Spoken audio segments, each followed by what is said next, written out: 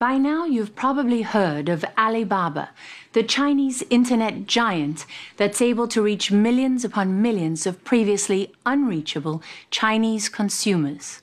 The company went public this month on the New York Stock Exchange and became one of the most valuable in the world. And Alibaba is just getting started. Everything about the Alibaba story is unconventional, beginning with its founder, Jack Ma, who gained global celebrity status these past 10 days, as his image became ubiquitous on business news channels and media outlets across America. We got to know Jack Ma before the onslaught, beginning over a year ago in China, where he talked with us about his relationship with the Chinese government and his unorthodox business philosophy, which surprisingly gives shareholders almost no say over how he runs the company. If you want to invest in us, we believe customer number one, employee number two, shareholder number three. If they don't want to buy it, that's fine. If they regret, they can sell us. In the US, the shareholder is usually first. Yeah, and I think they were wrong. The shareholder, good, I respect them, but they're the third, because if you take care of the customer, take care of the employees, shareholder will be taken care of. Ma's unconventional view didn't stop Wall Street from pouring $25 billion into his company, now listed on the New York Stock Exchange as Baba. It's an internet shopping behemoth, a collection of online marketplaces where buyers and sellers connect to do business. Most of the company's money comes from advertising and small transaction fees. On its most popular website, Taobao, users talk to each other, barter, and engage in a way that doesn't happen on American e-commerce websites. And Alibaba says there are close to 1 billion products for sale. If I'm buying a house, I can do everything from find an architect to buying doorknobs to furnishing the entire thing from start to finish. What else? You can buy anything, as long as it's legal. Anything. 5-6 years ago, you weren't even making a profit. In fact, in 2002, you made $1 in profit. And today you make how much? Billions. Billions of dollars. It's now the biggest e-commerce firm in the world, dwarfing the combined sales of Amazon and eBay. And Alibaba has helped create hundreds of millions of internet consumers, a whole new social class in communist China, people who never had access to modern commerce before Jack Ma came along. And now you have 500 million registered users. Yes. It's only like a little bit more than 40% of China population, and we need more. We have over 100 million people visiting the site, shopping every day coming, and it's just a beginning. When Jack Ma dreamed up Alibaba in 1999, the online world looked nothing like it does today. The most popular search engine was Yahoo, not Google. There were no iPods, iPhones, or iPads. Only 4 out of 10 American homes had internet connections. And the World Wide Web barely reached all the way to China, where retail stores were rare outside the big cities. For most of the country, there was no such thing as package delivery or credit cards. The only way to buy anything was face-to-face and in cash. When we started the e-commerce, nobody believed that China would have e-commerce, because people believe on the guanxi, face-to-face, and all kinds of networking traditional ways. There's no trust system in China. He had to overcome centuries of tradition by showing Chinese buyers and sellers that they could trust Alibaba with their money in this new virtual world. He did it by guaranteeing the transactions and creating his own payment system, an escrow account where Alibaba holds the buyer's money until the goods are delivered. Every day we finish more than 30 million transactions. And that means that you are buying things from somebody you have never seen. You are giving products to the person you have never met. And there are some guys you never know that he's going to take your products to that place, to that person. I want to tell the people that the trust is there. Because it's all about trust. It's all about the trust. Now anyone, rich or poor, with access to the internet and something to sell, can connect with hundreds of millions of potential customers on one of Ma's websites. Ordinary people in China, who never had a way to do business with each other before, today have a stake in the online world. That idea was revolutionary. It created millions of jobs and made Jack Ma a hero to millions of Chinese. This is your old stomping ground, right? Yep. We met Jack Ma in Hangzhou, an ancient city in southeastern China, famous for its beauty. This is where he grew up poor in the 1960s, during the chaos of Mao Zedong's Cultural Revolution, when the country was cut off from the West. Then in 1972, Richard Nixon came to his hometown. It was the first visit by a U.S. president to communist China, and the city became a mecca for foreign tourists. Through them, 12-year-old Jack got his first glimpse of a world beyond China. The name Jack was given by an American tourist. He told us how he taught himself English, walking up to foreigners and offering free tours in exchange for free lessons. Unlike many successful Chinese entrepreneurs, Jack Ma never studied in the U.S. He also had no status, money, or connections. The only other way to get ahead in China was education, and he failed the college entrance exam twice. My parents do not want me to take examinations again. Because they didn't want you to fail again? Yeah, they believe I will fail again. How did that affect you? That's a good question. Nobody asked me how that affected me. That really affected me a lot. I failed for the first time, and then I asked for looking for jobs. I went to interview jobs for about 10, 15 times, and all rejected by people. Why did everyone reject you? I was not the standard that normal people like. Because you were small? I was small. And skinny? Skinny, not handsome, and terrible. The way I talk, and they probably just don't like it. Ma made it into college on his third try and became an English teacher. With no computing or engineering background, he's an unlikely tech titan, but he says he was captivated by the internet from the moment he first saw it in 1995, when he came to the U.S. as a translator. I never touched keyboard before. I never using computer before, and I say, "What is internet?" He said, "Jack, search whatever you want on the internet." I said, "How can I search? What does search mean?" He said, "Just the type." I said, "I don't want to type." Computer is so expensive in China, I don't want to destroy it. He said, "It's not a bomb, just the type." So I typed the first word called beer. At that time, very slow. Come out the American beer, Japan beer, and the German beer, but no China beer. So I was curious and I typed China. No China, no data. Came back to Hangzhou with $1 in my pocket, scared, worried, and I came back and I said, I want to do something called internet. His first two ventures failed. 4 years later, he convinced some friends and former students, most of whom had never used the internet, to invest in him and his vision for Alibaba. With just over $50,000 in seed money, the company was born. Today, it's valued at $231 billion and is headquartered in Hangzhou, on a sprawling state-of-the-art campus that rivals any in Silicon Valley.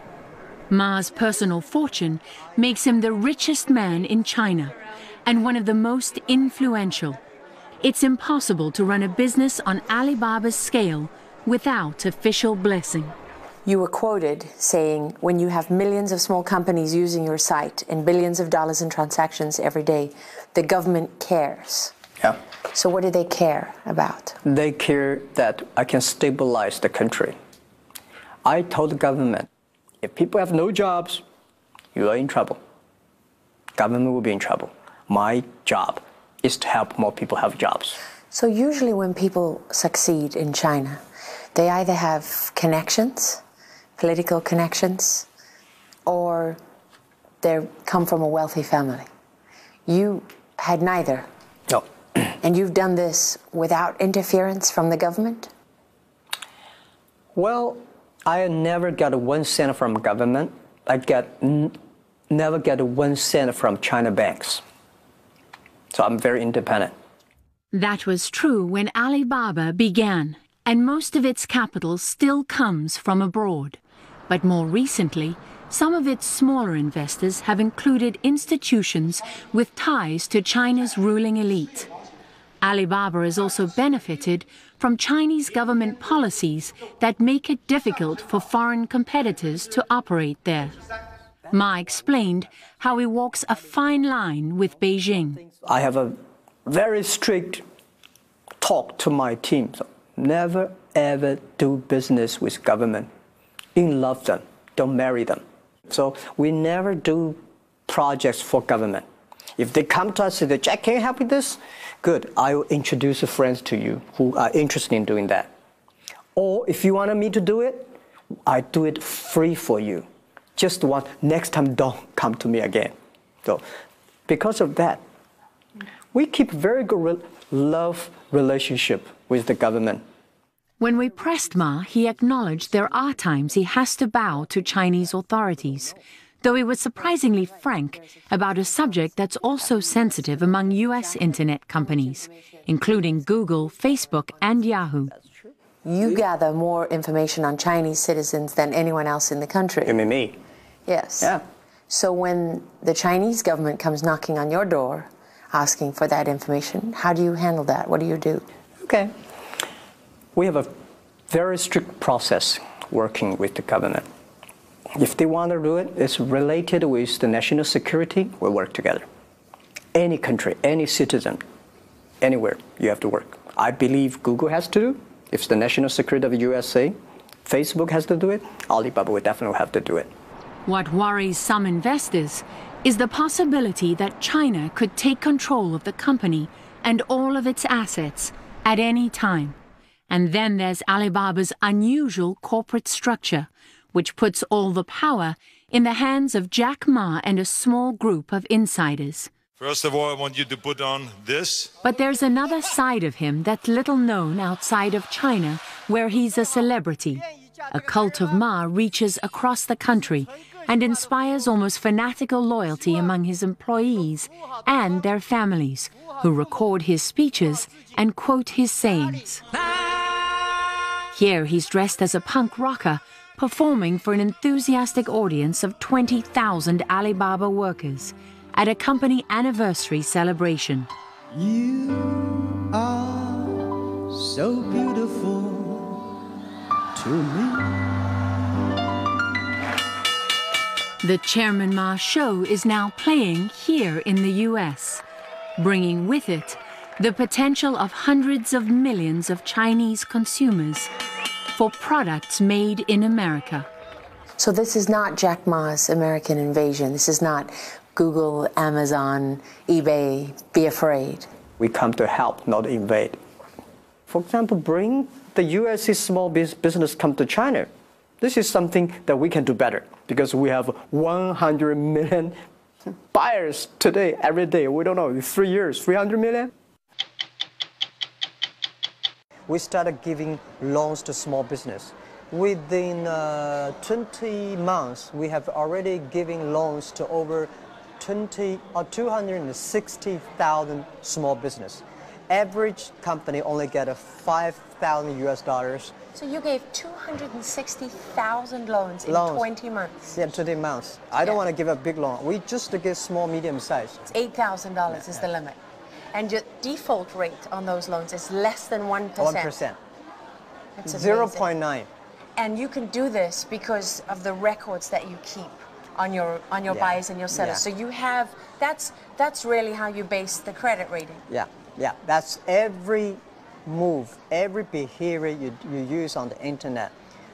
This behavior gives you the best rating system. And we can know, we can borrow our $5,000 or $3,000. Why? Depending on how reliable I am. How reliable, who your customer is, what kind of things you buy, which address you send it to that area, and the value of the area, how much, and the computer can know what's your pay capability. We want to making sure the small business survive. We want to making sure the young people, this is all the young people that they are making the world changing. They are changing China. Alipay actually is a very unique business model. It's a service that because the buyers does not trust the sellers, and the sellers does not trust the buyers. So we build up escrow services. The buyer wire the money to Alipay, and we will inform the sellers, we received the money, please send the products. So the buyers see the product, if they're happy, we wire the money. Not happy, return the money, return the products. So when I started 80 years ago, everybody say, Jack, this is the most stupid model we've ever seen. Nobody would use it. And I say, I don't care whether this model is scientific, whether it's fancy looking or not. As long as it works, it helps build up the trust. Today, we have more than 900 million registered accounts. On Alipay? Alipay. Almost every young people on the street, you see people using Alipay. Is counterfeiting and fake goods, is that one of the biggest problems that you have to deal with? One of the biggest threats to what you do? Yeah, this is the cancer of our business. If you don't control it, it's going to everywhere. And they lose trust? They lose trust of our side. And every day if you hear people about intellectual problems and problems, you got angry. So I told the team, and this is the cancer. If we do not solve the problem, we'll be killed. But we are just a website operator. Laura, if you sell fake products on the site, we find out and say, what can we do? We cannot arrest you. We cannot put you in the prison. What we can do is close your shops. 2 years ago, we have a big problem. A lot of people came to demonstrate in front of our office. They burned my pictures. They put me in coffin and had a big demonstration in Hong Kong. But we are just a company. We don't have a police. We don't have a military. We don't have a prison. We don't have a judge. Are you happy with where you are now, or is it still too easy to get fake products off? We are making progress. We are the doctors that helping to cure the cancer. But the cancer is so aggressive. If you kill the doctor, the cancer is still there. You buy one fake product, you are angry. But for us, it's all our business. It's everything. It's everything. So 60 Minutes Overtime. Our story is about Jack Ma, who's the founder of Alibaba, which just made history with the biggest public offering of its stock, and Wall Street had never seen anything quite like it. By now, you've probably heard of Alibaba, the Chinese internet giant that's able to reach millions upon millions of previously unreachable Chinese consumers. We were fortunate at 60 Minutes to actually spend more time with Jack Ma. Yeah, thank you for coming. He said than any other journalist ever. Hi, Howard. How are you? I'm Howard Rosenberg, producer for 60 Minutes. My team laugh at me because I love to tell everyone that his longest interview before he sat down with us was 12 minutes with The Economist. And he sat down with me in interviews for 8 hours. Cheers. Yeah. People always ask me, Jack, Jesus, how could you make this company for 14 years that quick? We worked damn hard in 14 years. After spending time with Jack Ma, do you think there's a difference between the American dream and the Chinese dream? What is the American dream, really? It's freedom. It's the freedom to be something and be someone and make something of your life beyond the circumstances into which you're born. And in China, as Jack Ma very eloquently says, you know, if you didn't have someone who was politically connected, or you didn't have money, or you weren't born into that, you had no hope. There was no point in dreaming because there was no dream. He's rich now, but he wasn't born into it. Part of the legend of Jack Ma is that he was malnourished as a child because his family was so poor. So you look at somebody like that, you know, he literally holds his own with the ruling elite in China. 15 years ago, 18 founders in my apartment had a dream. He is proof that in a communist society, an entrepreneur can succeed. It's a pretty remarkable concept when you even think about it. We have over 100 million people visiting the site, shopping every day coming. And it's just a beginning. Today is difficult. Tomorrow is more difficult. But the day after tomorrow is beautiful. He's omnipresent. There are pictures of him. His sayings are everywhere. He's quoted. They have him running on, on screens, television screens in the airports. Jack Ma is pretty unique and pretty quirky by American standards. You are so beautiful to me. Eyes everywhere, eyes everywhere. Stop. Sure, stop. Okay, stop. Jack Ma did some card tricks for you. Jack, where is this one going to be? You looked both amused and skeptical. So you don't believe my trick, right? You give me the phone. I'm not an expert, but he was impressive. Is this the card? Yes, that's the card. You know that's the card. I know that's the card. There's 60 minutes footage of him posing with his employees, and you're there. You're sort of in the background looking. I mean, he's like a rock star.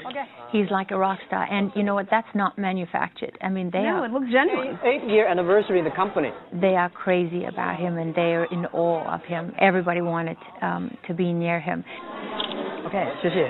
Bye-bye. He has a curious way of making his employees happy. The mass weddings. He does, and we're looking at the footage, and we're talking about it as a team, and what is he doing, and why is he doing this?